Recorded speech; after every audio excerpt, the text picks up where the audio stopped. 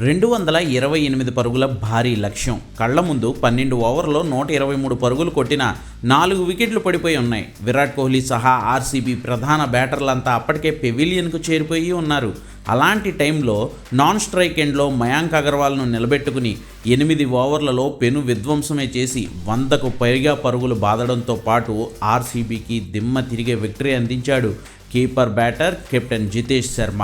కెరీర్లో 53 ఐపీఎల్ మ్యాచ్లు ఆడినా ఎప్పుడు సాధ్యపడని హాఫ్ సెంచరీ మార్కుని తొలిసారిగా అందుకోవడంతో పాటు కెప్టెన్గాను వ్యవహరించి తన జట్టుకు ఊహించని విజయాన్ని అందించి క్వాలిఫైర్ 1కి టాప్ 2 జట్టుగా పట్టుకెళ్లాడు ఈ మహారాష్ట్ర బ్యాటర్.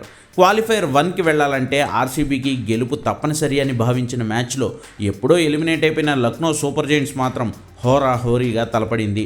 మొదట బ్యాటింగ్ చేసిన లక్నో సూపర్ జైంట్స్ మార్క్రమ్ పేస్లో బ్రిత్ జేక్కేకి అవకాశం ఇచ్చింది.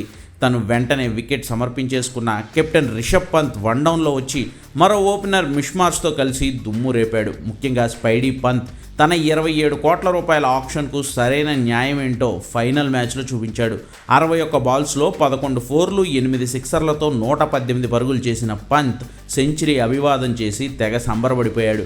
228 పరుగుల టార్గెట్తో బరిలోకి దిగిన ఆర్సీబీకి కొండంత అండలా నిలబడ్డాడు కింగ్ విరాట్ కోహ్లీ. మరో ఓపెనర్ సాల్ట్ 30 పరుగులు చేస్తే కింగ్ కోహ్లీ 30 బాల్స్ ఆడి 10 ఫోర్లతో 54 పరుగులు చేసి అవుట్ అయ్యాడు.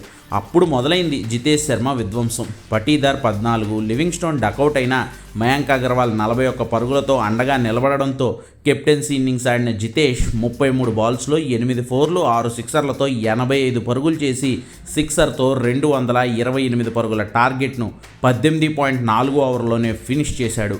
ఆర్సీబీకి 6 వికెట్ల తేడాతో విక్టరీని అందించడంతో పాటు టాప్ 2 జట్టుగా క్వాలిఫైర్ ఆడే అవకాశాన్ని ఆర్సీబీకి ఇచ్చి అద్భుతమే చేశాడు జితేష్ శర్మ. ఆర్సీబీ చరిత్రలోనే ఇది హయ్యెస్ట్ చేజింగ్ చేసిన మ్యాచ్.